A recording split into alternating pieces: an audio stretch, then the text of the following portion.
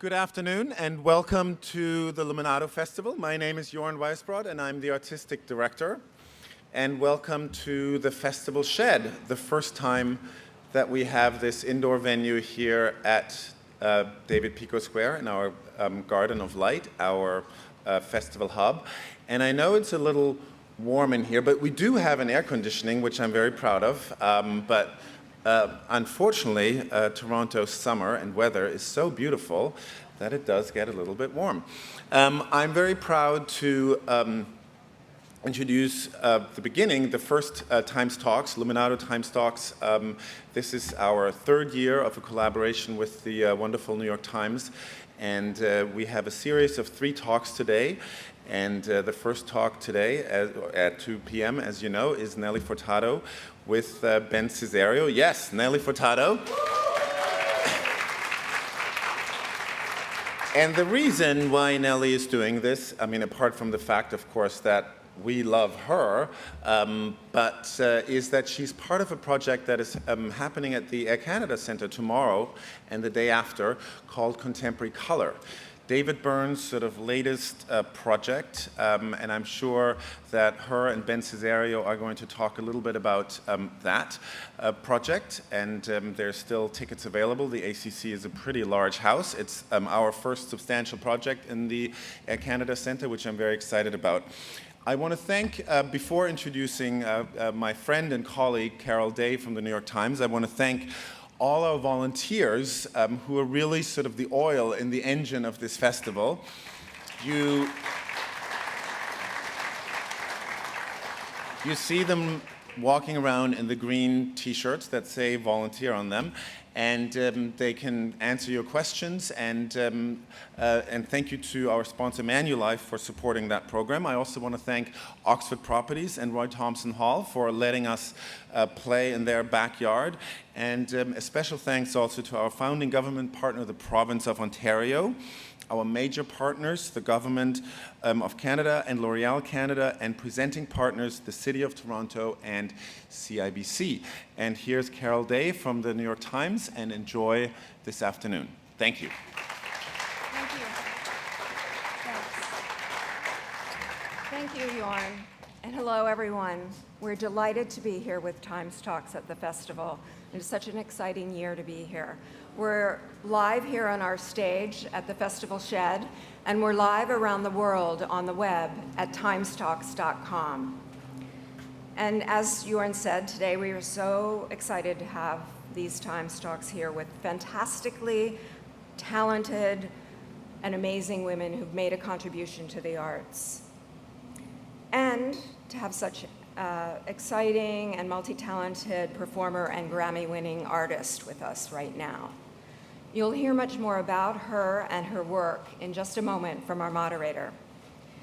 New York Times readers count on him for the insider take on what to see and what to listen to. He spreads his knowledge of music by writing for the arts in the arts pages, covering music for the media section, and contributing to the popular weekly music podcast. He's also the author of the book Doolittle, about the Pixies album. Please join us in welcoming New York Times media reporter Ben Sisario and our very special guest, Nelly Furtado.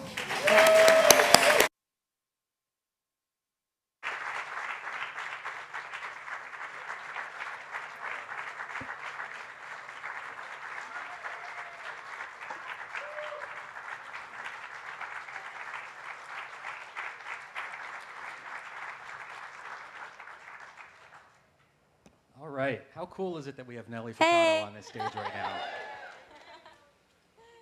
Nice to see everyone. Thanks, Ben. Nelly, we got a whole bunch of things to talk about, but I thought maybe we could start by just talking about your background. Okay. You grew up in Victoria. I did, yeah, but Victoria. But your parents are both from the same island in the Azores off Portugal. Yes, they are. Which just to say the word makes me think of what a beautiful place that must be. Yeah. But the remains of Atlantis. ooh, So they say. Tell us about how this has sort of impacted your life and shaped you as a person and as a musician, your background and your Portuguese heritage. Wow. Well, first of all, every time I go to the Azores and every time that like my feet touch the ground in San Miguel, I just feel like a different person. I just feel connected to my ancestors. My bloodline can be traced back there for like 600 years since it was, you know, since the beginning there in San Miguel. And I just, being Portuguese has been a big part of who I am too. You know, I'm a first generation kid, you know, my parents were immigrants, although I was born here. And they made sure I didn't forget where I was from. And I think the traveling there in the summertime helped for that, you know, and also it was very rustic. It's a rustic place. My aunt still has a matanza in her backyard every year, which is the annual pig killing ceremony where everybody makes sausages. There's a week-long celebration for killing the pig you've raised all year. So, yeah, that's what it is. So I grew up around this sort of earthiness. Mm-hmm. So the other part was the music. My father used to take me to these things. I mean, I'm sure a lot of you have heard about fado music. It's a UNESCO World Heritage style of music, fado, because it's so old and so great. Tell us a little bit for those who might not know about it. Fado is the song of saudade, which is this Portuguese word that means longing. And it really has no direct translation. It's like nostalgia. There are Portuguese people that are nodding their heads. I see one. And well, so... Isn't it sort of it's the sadness, but also the longing and yes. the memories? Yes. It's such a beautiful, rich It's like style. reveling and being a drama queen, which I can connect to. No. No, that's not true. It's very beautiful. But in the islands... So our most famous fado singer is Amalia Rodriguez. She passed away about 15 years ago, I think.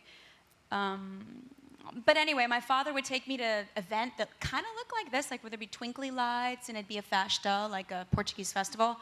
And there'd be a stage and there'd be a couple of like 12-string guitarra players, Portuguese guitar, and there would be, you know, all these men in their hats with feathers and tweed coats and everything. And he would take me out and be really late at night. And I'd see these people singing on stage and they would kind of be battling each other because the desafio style of fado, canções de desafio, especially when you bring that to like a village on an island, was kind of the rough and ready version of fado, where people were just kind of up there, just kind of telling stories about their neighbors, gossiping on stage and battling back and forth, and one would sing a verse, then the other would come right back. So I'd be like, John, you know, telling you about whatever happened last week, you know, at church or whatnot, and then you'd come back at me with a rebuttal. So to me, this felt very much, and then all of a sudden my father would appear on stage out of nowhere, and he'd be singing, you know, a bit of fado.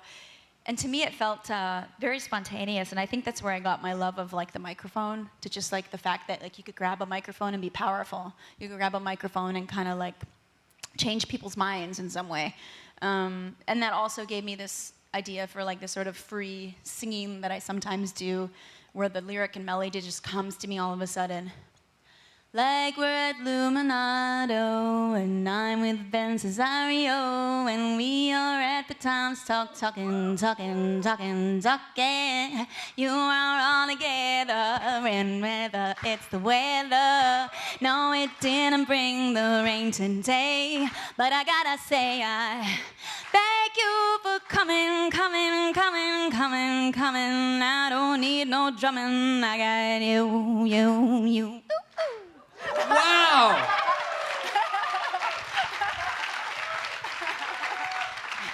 Wow. I gotta tell you, before you were in here, Nelly and I sat here for like half an hour sound checking, just talking, and this did not come up. This did not come up, but I love it. Aw, thank you. Thank you to San Miguel. That is wonderful. But did you bring this back when you went home to Canada? I mean, was the Portuguese side a big part of you living here? That's such a good question. I really feel like to survive, you know, in that element of like, my parents were from Portugal. One thing, I credit my mother because she always was like, you know, I'm in Canada, so I want to learn English, so I'm not going to talk to you guys in Portuguese at home. So she was always practicing her English, and we, you know, to this day, we're trading like fiction novels all the time, like, and she'll read her Paulo Coelho books in English, not Portuguese, you know. But she put us in Portuguese school, so she knew it was important for us to learn Portuguese, but she put us in night class. So we'd go to our English classes in English school during the day, and then 2 or 3 times a week, we'd be, you know, up till 10 p.m. at Portuguese school. And it was hard at the time, but I'm really grateful because it's amazing to know another language. It's amazing to even be able to understand another Latin language. It's why I eventually sang in Spanish, because it came easy to me, you know, learning Spanish after I learned Portuguese. But the other flip side is I was lucky because I had friends who were from other sort of ethnic identities around me. Other first-generation kids were from every country, you know? And so I had more of a pan-ethnic identity, you know? I wasn't just Portuguese or just Canadian. I was something greater, you know? I was pan-ethnic, and it felt good, and it felt, you know? And that helped me because it made me like appreciate my Portuguese culture, but also it helped me assimilate into Canadian culture and kind of take the best of both worlds and kind of feel like I could live like sort of in equilibrium that way and appreciate both of them. Yeah. You know, when your first album came out in 2000, one of the things that a lot of the reviews said and a lot of stories about you were like, hey, there's this girl, she kind of sings folk, she kind of sings world stuff, she kind of sings a little bossa nova, she raps a little. What is she? There was a certain kind of, you know, confusion. What was it like to, you know, to see that response? You know, I wonder if maybe some of the... It was kind of funny because I was just making the music that I knew how to make, you know? I was like, this sounds like cool, like just putting sounds together and just, I was kind of conscious about it. Like what I wanted to do, I remember being really influenced by like Beck and Corner Shop and bands like that and kind of, but then equally like influenced by like Annie DeFranco or something. So I just kind of like thought, myself and Track and Field, the producers, the 3 of us worked as a team, as like co-producers, and we just like called all these sounds together and just, that was weird when people didn't know how to like put it in a box, but it was also great because I didn't fit into a box. You could make your own box, you know? That's what you do. Did you do it consciously thinking, I'm going to have a really kind of like multi-culti approach and, you know, not fit into a box and sort of put more in my music than people can easily label? I can't forget this one thing that happened. Like, I remember the time when I was making my first album. It was funny because I was talking to Rufus Wainwright about this the other night because we were at the Luminato opening, and we were talking about DreamWorks because DreamWorks was like this fantasy label. It was amazing. It was like the last of the Mohicans. It was like an amazing label with like amazing creative people and A&R all working there, and it was like... I think he was one of the first artists. He was, and I actually went there because he was there, and Elliott Smith. But, yeah. And, but I remember when I would go around to labels, and when people are kind of like listening to your demo tape, and back then, that's how it was. There was like, you know, a bunch of labels. And if they liked your demo, you wouldn't just meet with one label, you'd meet with more than one. Luckily for me, I got to meet with 6 or 7 or 8. And I'm like 20, you know, I'm like 20. You know, flying on a plane and staying at the, you know, the L'Hermitage, and they had, you know, fancy soap and shampoo, and I was like, this is awesome. And so my manager and I, at these meetings, what they would do is they would go, at the end of the meeting, they'd be like, do you want to go in the CD closet? And I'd be like, yeah. And they'd take you to the CD closet, and you'd get all these CDs. And some of them were stuff you had heard about, you know? But a lot of the CDs either never got released or had such a short release that all these amazing artists never really got their voice heard. And that made an impression on me because I said to myself, well, you know, these CDs are perfectly good. How come I've never heard of this artist? Because at the time, I guess labels were signing more acts. But I'd come home with all these records in my suitcase, these CDs, sorry, and they'd have like the promotional punch hole in them, you know, when they're for free. And And I still needed rent money because, you know, it's a weird thing to have to fly to LA and then hold down a job. So, so I was like, I need to sell some CDs. So I'd go down to CD Characters. I think I had a boyfriend who worked there. Or I went to another one on John Street, actually. They had a CD place where you could sell your CDs. And I'd go there and sell my CDs sometimes if I didn't want them. But it made me think about, what kind of album do I want to make? Do I want to make a kind of album that ends up in the CD closet because for some reason the songs maybe didn't connect, or for some reason something happened? You know, you would ask questions and you'd find out, oh, this artist didn't really like doing interviews, or this artist, you know, didn't want to collaborate with A&R. So I kind of learned quickly that you have to be somewhat flexible. You have to understand that if you want your songs on the radio, you might have to listen to a few seasoned ears around you, but always follow your gut and be brave enough to make something different, but then you got to stand behind it. I had to fight to wear my shell-toe Adidas in my first music video. Oh. I did. I had to be like, no, I don't want to wear a dress. That's stupid. Like, I want to wear my big Levi pants and my shell toes and my hair. I had to fight with, like, you know, Vogue magazine photographers, like, on photo shoots and be like, I don't want to wear that, and then change into, like, my Snug Industries, like, raver outfit. So, like, you have to fight a lot in the beginning to be different, but there's a way to do it where you have people on board with you, and you can kind of have a team behind you that kind of believes in what you're doing. You know, my manager was really supportive, and that helped. But yeah, like you said, yeah, it's not easy being different, but if you have a little bit of grit and you believe in what you're doing, you can figure it out. Yeah. I want to talk about creativity. Sure. And, I hope I answered your question. That was a fascinating answer. I did. Right? Did I? I mean, here we are at a festival of creativity in the arts. Yeah. Let's talk about how you work, and I mean, how you collaborate with other people. I think that's a big part of how you have worked in the past, right? Yeah. How do you choose who you're going to work with and who does what? Ben, if you told me you want to go to the studio right after, I'd be down. I'd go with you. It's as simple as that. You can wear whatever you want. For real, it's like, I love collaborating with people. For me, I feel like that's what music is. I don't know if it's because I wanted to be in a band like this whole past 15 years. So, because it'd be so much easier, right? There'd be like all these duties could be shared with everybody, you know? Imagine. A band would be fun. Yeah, so collaborations are fun. And they're always, like my first collaboration was, my favorite one was when I did Missy Elliott, Get Your Freak On remix. I did that. Yeah, that was a big moment. Cause, how did that happen? You know, it's an interesting story. I hadn't met Timbaland at the time, because this is like the year 2000, you know, 2001 maybe. And one of the people that I work with at the label, Mo Austin's son, Michael Austin, called us and said, Timbaland sampled your music. Timbaland sampled the ching ching part from Baby Girl, like the part that was like, ba-da-ba-ba ching ching ching, ba-da-ba-ba ching ching. And so I'm like, wow, Timbaland sampled me? That's amazing. He's great.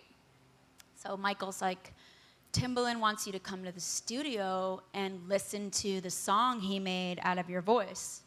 And I was like, cool. So I got to the studio, and Timbaland was there.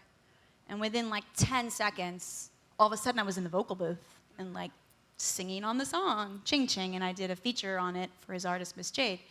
But that was way before, you know. But that day he played me Get Your Freak On, and it hadn't come out yet. And he's like, hey, you know, since you did this for me, if you do this remix for Missy, I'm going to remix Turn Off the Light. So it's like a barter trade, you know? So I got a Turn Off the Light remix from Timbaland, and he got this remix for Missy, who had seen me in my shell toes on MTV and said, who's this girl in jeans and shell toes? So see how it works? So that's how that happened. And it wasn't because you had a label on you that said rapper or fly girl or something. It was because of sort of who you were. Just something different, right? Who the heck is this, I think she said. And then, so she invited me, and I remember going down and going to the studio, and I remember feeling like, it's the World Series. I gotta hit a home run here. And I love feeling like that in the studio. That's my very favorite feeling, when I'm like nervous and I have to like hit it out the park. Sounds like pressure to me. But does it do the, does it do the trick? Yeah, it works every time. If I'm bored in the studio, that's a bad place. That's bad. So I'm in there and I'm like, I gotta hit it at the park. So anyway, I sat there and I just tried to do the best possible thing I could do. And then it ended up being this like #1 remix, and people who had never seen my music video for I'm Like a Bird, like they were playing it on stations where I'm Like a Bird wasn't getting played, let's just say. Like it was like more of a rhythmic and urban radio at the time. Rap radio was still really big. And there were a lot of people that thought I was a young Jamaican boy when that came out. It's true. But it was good for my career because it gave me, you know, breadth. And people were like, oh, okay, she could do more than one thing or whatever.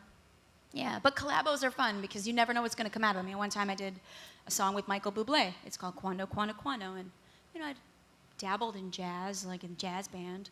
But I never really sang anything near that genre. And, you know, that was really fun. That was a fun thing to do. I like challenges. You know, I did a version of Bésame Mucho recently with,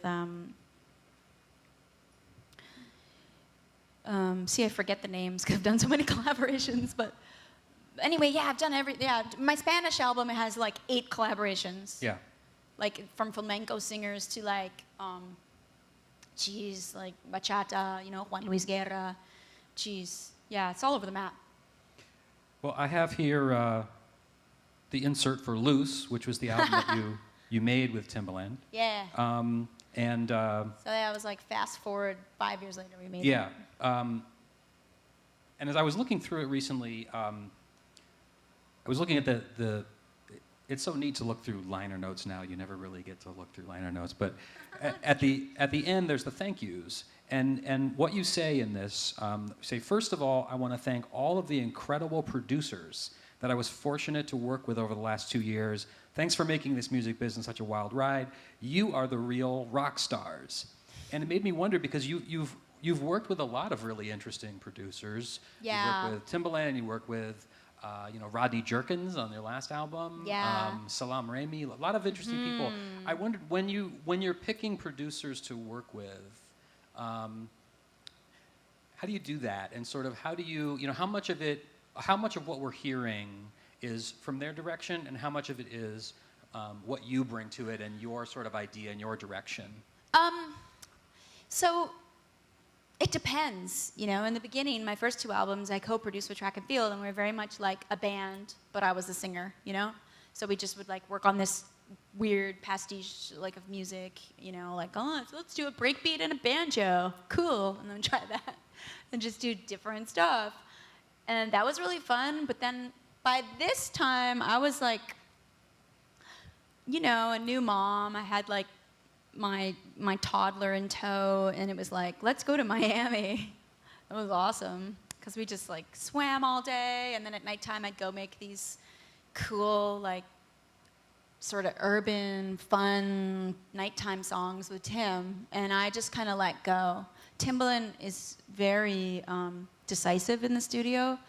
I sit there and I write, you know, just what I did, like melodies and lyrics with Tim.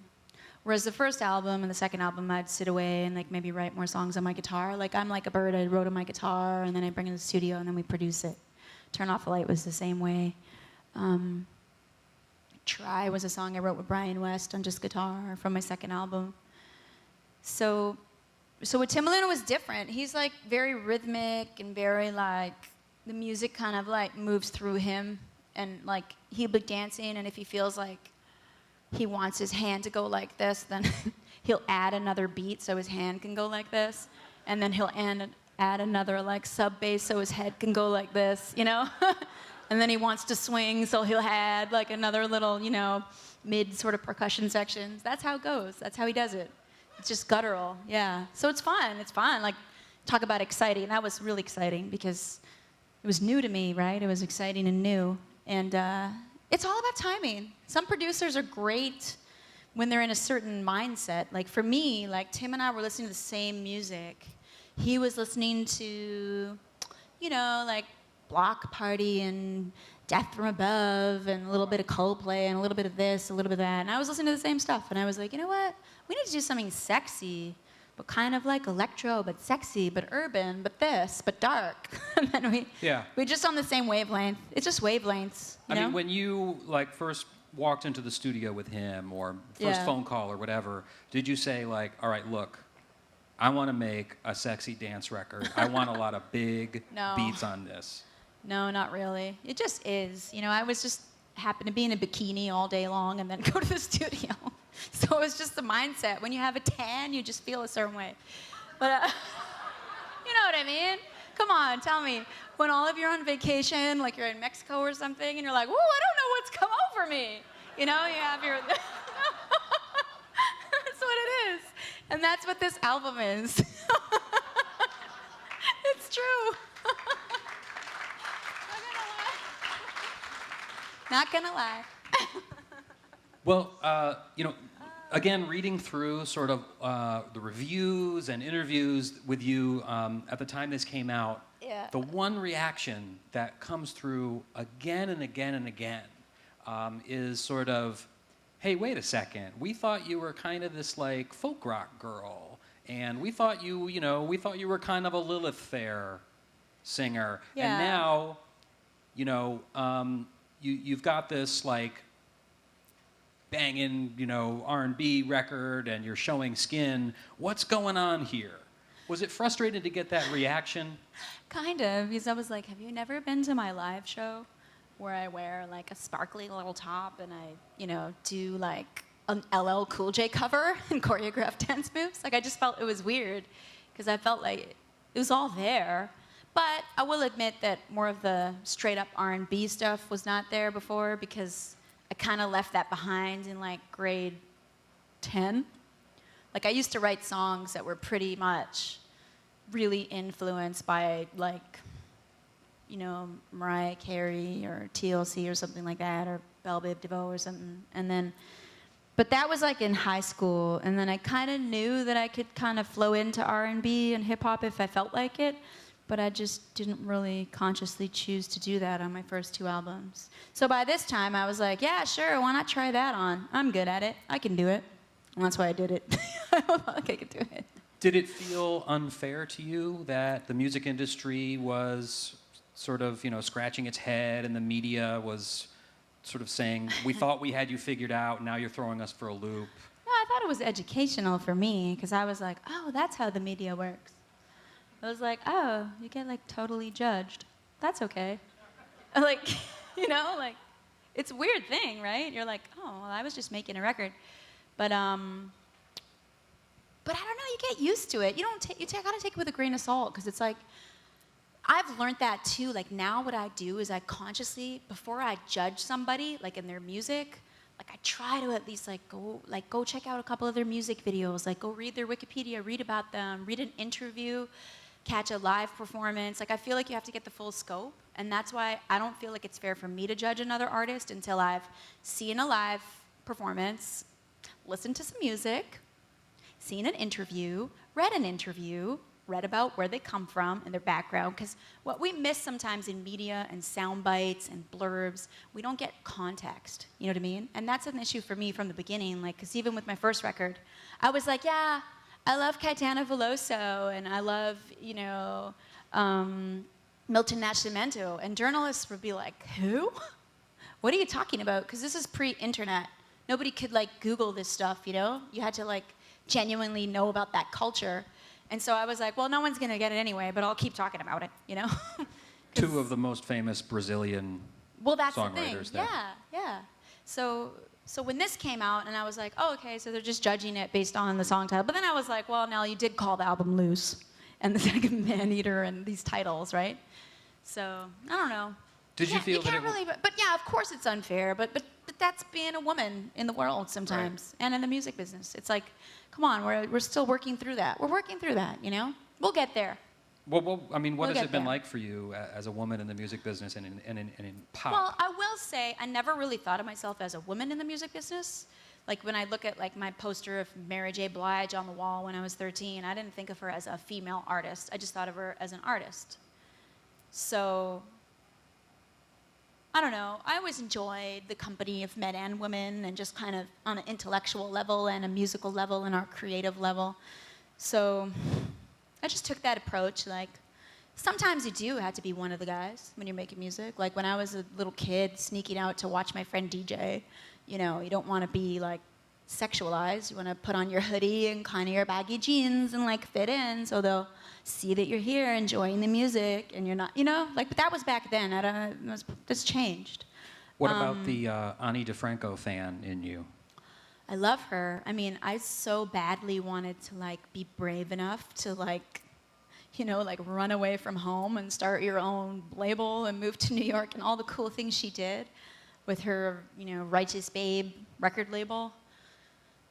But I knew I wasn't quite strong enough. And I was like, I don't think I could do it. And at the time, I just really wanted to support my family. Like I grew up real working class and everybody always told me I was a good singer and everybody told me I wrote good songs. So I was like, well, maybe I can make a living at this.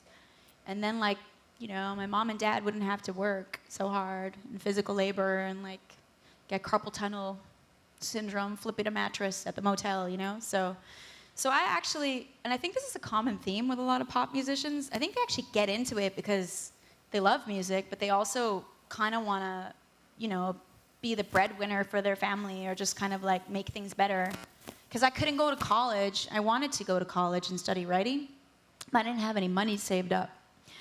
So I was like, well, I guess I could get a student loan, but maybe if I make music, I could make enough money to go to college.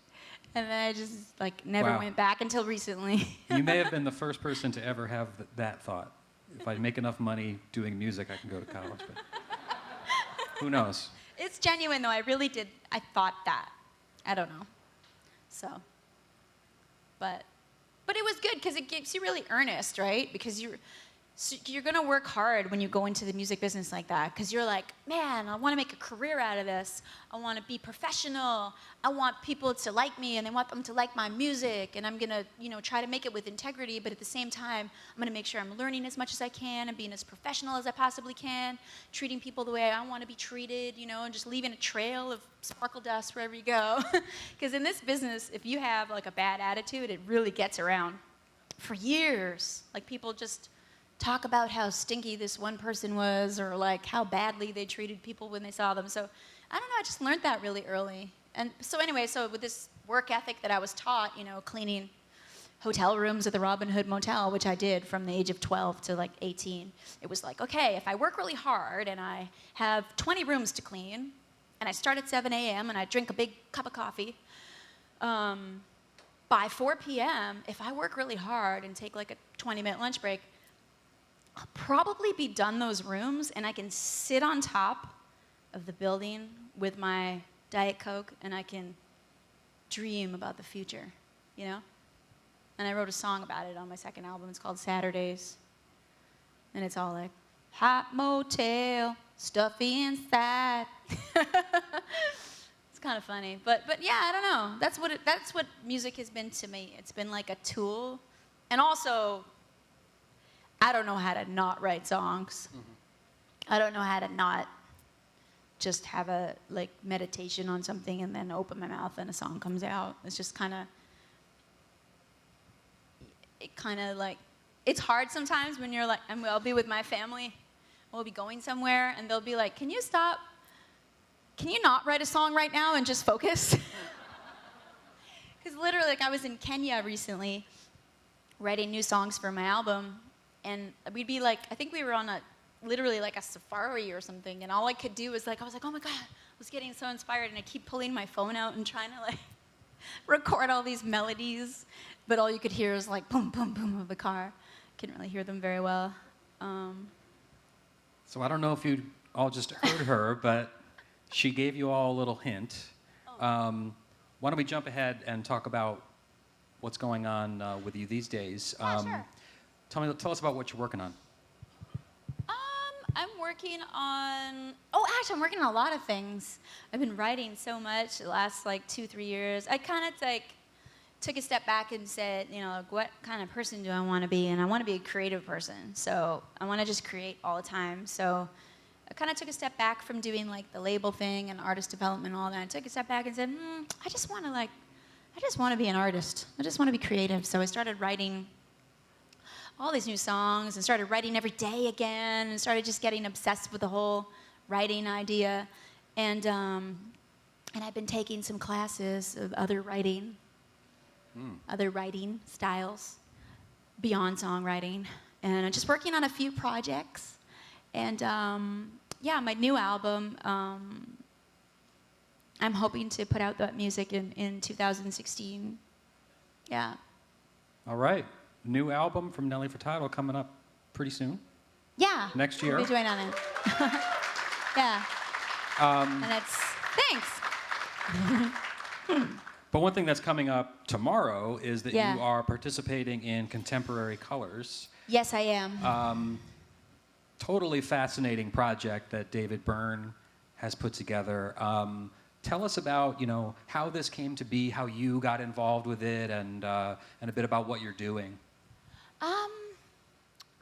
Well, he asked me to be a part of Contemporary Color, and he called me. I was in London last August, and I was like over there doing some creative stuff, and I was walking around Camden Market with my sister, and then I get a phone call from David Byrne, and I was like, whoa, this is neat. It's such a colorful place. Camden Market's colorful, and I like some like $5 hat I just bought, and I'm walking around, and it's like, hello, it's David, and I want you to be a part of this thing, this Contemporary Color thing. And I'm like, really? Me?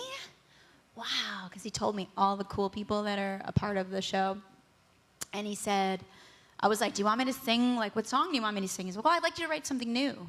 And I was like, great, that sounds exciting. What did he say about what it was and what the whole project was about? He was kind of like, it's color guard. It's this amazing like folk art from these high schoolers, and they wave around colored flags, and they throw swords and rifles. And I was like, wow, it sounds cool. Because for me, I like stuff like that. I mean, I was traveling for most of my last album with like a world champion Native American hoop dancer, Tony Duncan, and he just did amazing things with hoops. And we actually did a lot of things with this very specific style of hoop dancing. So I really like any type of cultural, like choreography, dancing groups, folk art. This is like really interesting. It's very American.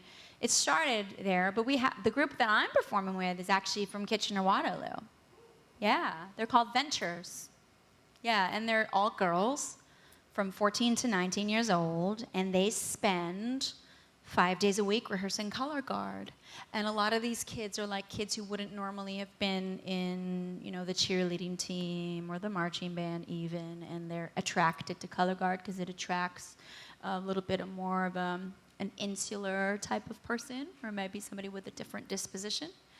And that's what attracted David Byrne to this type of folk art, and he's making a documentary about it.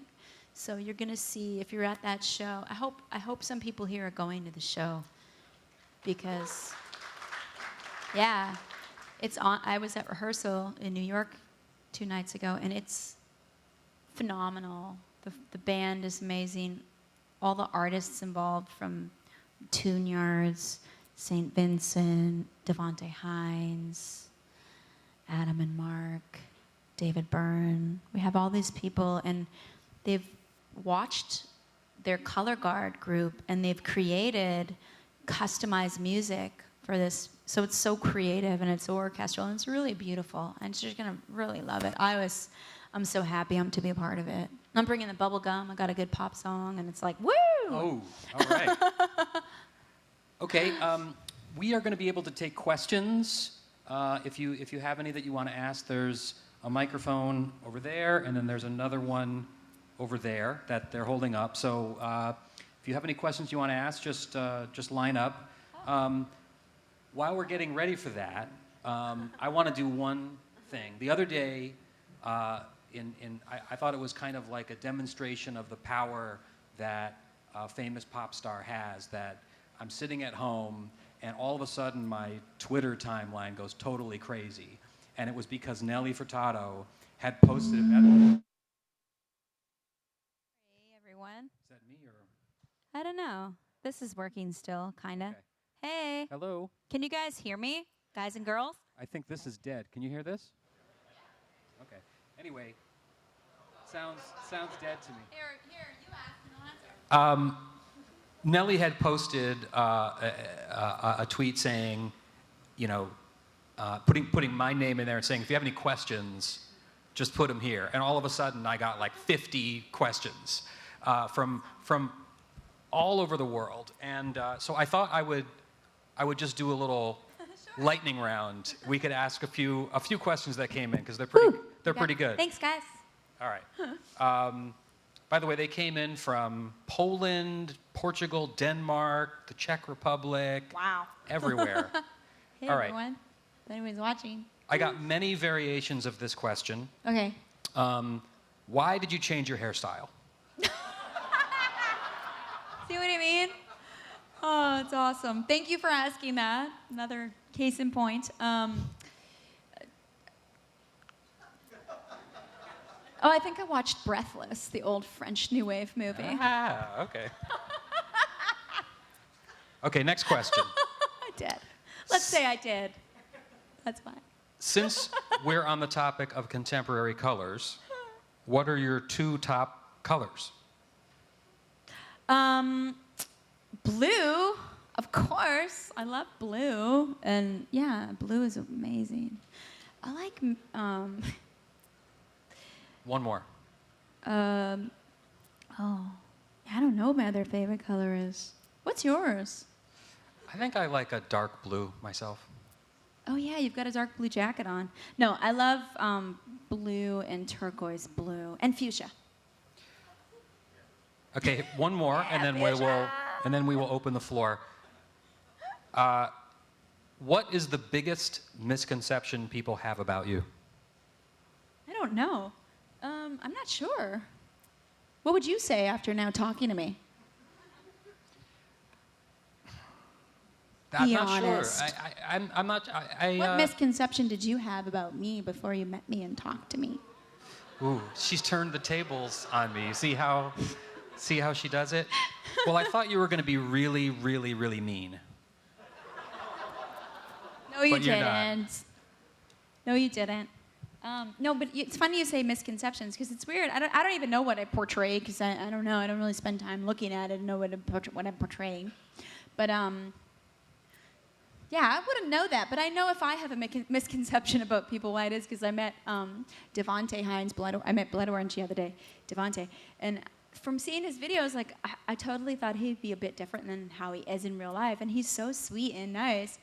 And then I'm thinking, well, what did I think he was going to be like a jerk or something? Like what? Like what was it like? Because sometimes it's really random, like things you might see, and then you get this misconception, which is totally inaccurate. And like I said, everybody, before you say anything bad about anything you see, read the interview, watch the live show, watch a music video, read some history, right? Do your homework. I think that could apply to life, though, right? Everything, not just music. Just like in general, the way we judge everybody. It's awesome. How about if we go to our first question over here? Hi, Nelly. My name's Aida Jordão. I'm Nuno Cristo's wife. Oh, Nuno Cristo. Yes, who played the Portuguese guitar How's he for doing? you. He's good. Good. Say He's hi good. to Nuno for Still me. making Portuguese guitars and cavaquinhos. I'll say Oh, hi to that's him. amazing. Here in Toronto? Yeah. No. Oh, He's here. wow. How's Yeah. your family in San Miguel?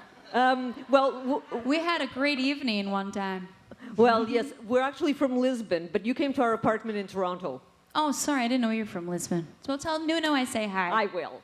Listen, but my That was a question different is, Portuguese Do you have a guitar. question? I do have a question. The question is, Nuno played really beautiful guitar on my first album. Anyway, yeah, and that was great. It was great to meet you then and to see you now. Congratulations. But the question is about Kenya. And you mentioned that you were in Kenya. Oh, Kenya, yes. Kenya. Yeah. And Free the children. yeah, so could you talk a little bit about that, please? Oh, well, thank you. Yeah, I didn't get there, did I? So yeah, I've been to Kenya 4 times now. I just got back from my 4th trip where I support and work with this amazing all-girls school called Olaleshwa under the Kisaruni Schools Group. And basically, they're amazing girls in a very rural region of Kenya in a place called Narok. And when I go, we sing songs together and we help build the school together. And I also was lucky enough to attend their grade 12 graduation. And these are girls that wouldn't have been able to afford school past grade 8, because in Kenya, they only pay, public education only goes till grade 8.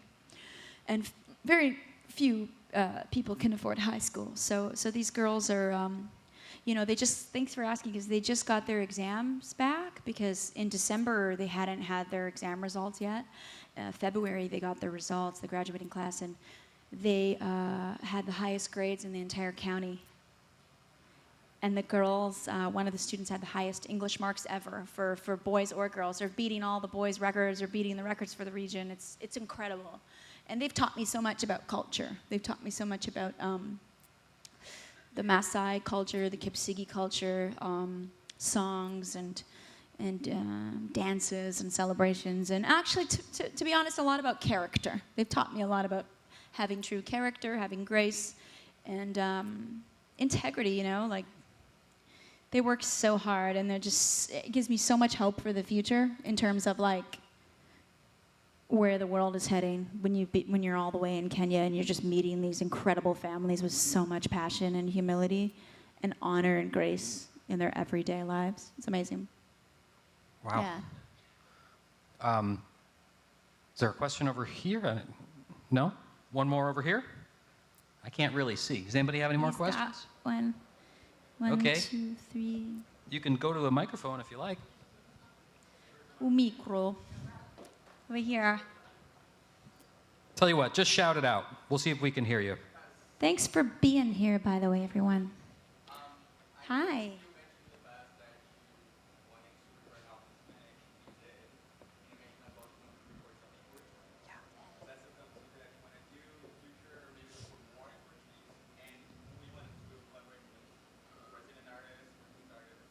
That's a really good question.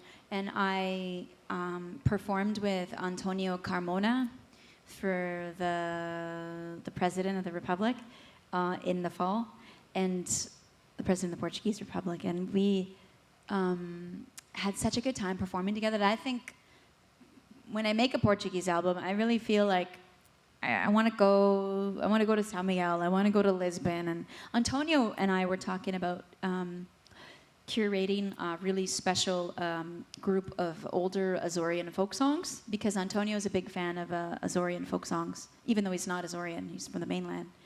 And so we started to brainstorm on that. But for me, I think that would require time, just like the time and energy I put into my Spanish album. Right now I'm recording an English album. And, but, you know, soon I'll be done that. And then I don't want to do that. And, you know, I love Brazilian music as well. And I'm working on a project, but it's very long-term, that involves Brazilian music and Brazilian influences, but it's a bit further down the canon. But I'm sure I'll probably maybe start talking about it at some point. Thank you. When you're thinking about making new music, do you think, like, do you write a song thinking, I'm going to write a song in English right now, or I'm going to write a song in Spanish right now, or does it just come out in a certain language? Because I'm kind of exploring some other like writing styles, like I said, like I'm exploring playwriting and storytelling right now, and studying those things. I think naturally for some of those things I'm writing more in Portuguese, but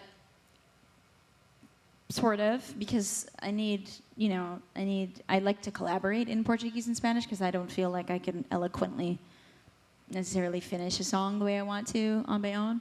But in English, lately what I've been doing is really locking myself with piano and guitar and finishing a song from the start to the end.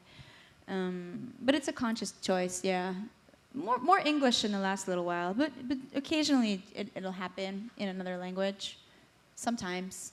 I'm definitely writing a lot in English lately, though, which I didn't know that I would be doing. It's just that I was so inspired. I've been writing a lot with John Congleton, and he's really inspiring to me. Are there any? How about you in second row there? Yeah. Maybe we can get her a microphone.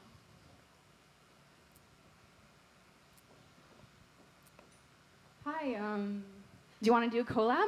Yeah, let's do it right now. I'm kidding. That's not my actual question. But I'd be down if you really wanted to. Okay. Was there any point that you got very nervous about becoming famous, like when you just started? Did you get ever nervous, like about the paparazzi or anything like that? Did you get anxiety at all? Oh yeah. Oh yeah. High life. Yeah. Like on my very first tour, I remember the first experience of what it's like to have an actual fan, and it was like I think that blogging had just started, like kind of online forums. Like it was like 2000, and my song came out, or 1999 or something. And it was like so weird. I was like, oh my God, people are talking about my song. And I was living by myself in this like small apartment, and I remember there was no windows in my bedroom, so I'd never know if it was night or day. So I'd get off like a plane, and then I'd just sleep, and it was a very strange time. And I actually did have anxiety attacks because it was just a lot for me to handle. But I dealt with that. I realized I just needed to like breathe and like meditate a little bit. But on my first tour, one time I had a fan who was like a little bit, I don't know if he was a fan, but it was somebody who scared me. It wasn't a fan. It was just, you know, sometimes there's some people, right? In any event. And I remember I used to have nightmares on my tour bus. I'd have nightmares, and I'd wake up in the middle of the night and open the curtain and be like, and I'm claustrophobic too. So that was a little weird. But then now you get used to it. Like even I remember over the years, you know, you go to like a huge award show, like a red carpet or something, and in the car, like you get ready, and you know, your dress and your hair and the lipstick and the shoes, and then you're in the car and you're like, oh my God, why do I do this for a living? Oh my God, this is so weird. Like, oh, I hate this. And then the car opens and the door opens and you're like, hello. And then you're just loving it. Oh, people are taking pictures of me. I don't know. It's a weird thing, but I'm used to it now. But, you know, and I loved Barbies when I was little. I loved dressing them up. I loved dressing up my dolls for events. And I always loved, as a spectator, to watch award shows. I almost prefer watching more as a spectator than participating in them. So I still, like, if there's an award show and I happen to be home, I don't catch all of them, but if I happen to be home and I could see one somewhere or whatever, I don't really have a regular television at home. But if I get to watch an award show, like, I went to Texas recently because I went to Texas to work on music, and I was in my hotel room, and I turned the TV on, and it was the Latin Grammys, and I was so excited. And so I sat on the edge of my bed because I didn't have to work that night, and I watched the Latin Grammys from start to finish because I just love Latin music and Latin pop so much. But I still get that feeling, you know, like, what's everybody wearing? What's this and that? So I guess that has to do with your question about paparazzi and media. I hope. I don't know. Does that mean that you're a fan too? Oh, yeah, I'm a fan. I love being a fan. What are you a fan of? LeBron James. Yeah. No, I love basketball. Who isn't? I do. I love basketball. Yeah. But I love being a fan. I love that feeling of being inspired, you know? Like, I love LeBron James and you know, like these players or these athletes, when you see them, you're just like, oh my God, like there's a beauty and creativity in that I can admire. And also the hard work that goes into it and the focus. I think that's really cool.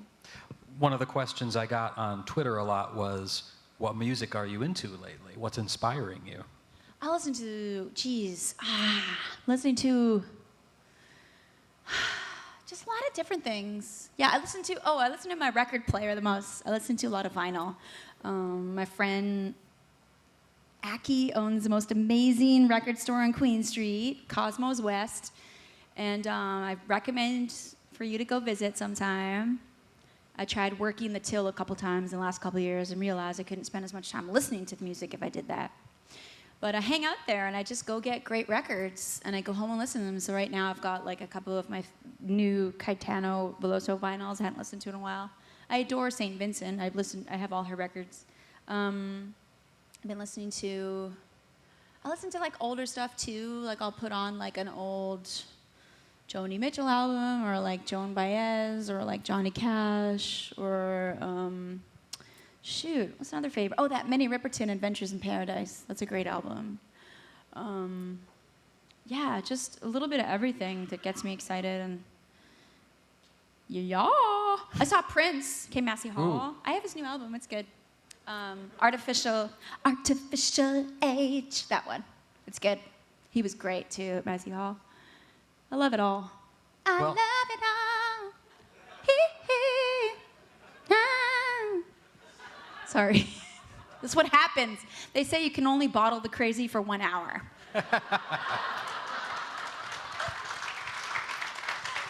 Well, we have a little bit of time left. A little bit. One more question. I don't know who is up first. Fight it out between yourselves. One last question. I hope both of them get one. Thank you for coming, Nelly. You're even Thanks. better live, to be honest. I'm so amazed. Aw, I love you. Maybe you could pass the mic to one of these ladies in the front. After my question? Yeah. Okay. I'll answer it short. So, watching your videos and now, you would make a great actress. Have you ever considered acting in a musical or a movie or something? Yeah, I've done a little bit of acting. My biggest film role is slapping Mark Wahlberg in the movie Max Payne. I was in that movie for 2 minutes and 43 seconds. No, it's really short.